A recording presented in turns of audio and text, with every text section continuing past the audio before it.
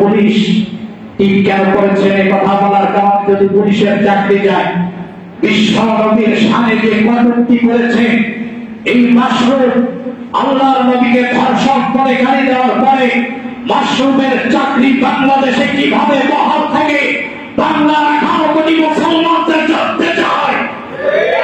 সমস্ত মুসলমানের দাবি এই মাশরুমকে গ্রেফতার করতে হবে।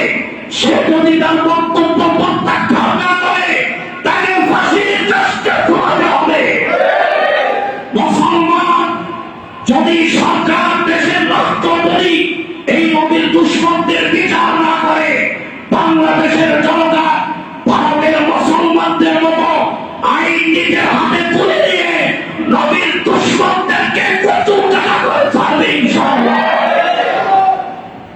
অর্ধেক মুসলমানের যার অবস্থান থেকে আওয়াজ তুলতে হবে। বাংলাদেশে ৯৯% মুসলমানের দেশে বসে মুসলমানদের ট্যাক্সের টাকায় যে দেশের পুলিশের চাকরি চলে, সেই দেশের একজন প্রজাতন্ত্রের কর্মচারী হয়ে আমার নবীকে গালি দিবে আর আমি প্রতিবাদ করব না, তা হতে পারে? আমার জীবন চলে গেলেও জীবন যত সময় পর্যন্ত আছে তত সময় আমার কণ্ঠ চলবে কি চলবে না?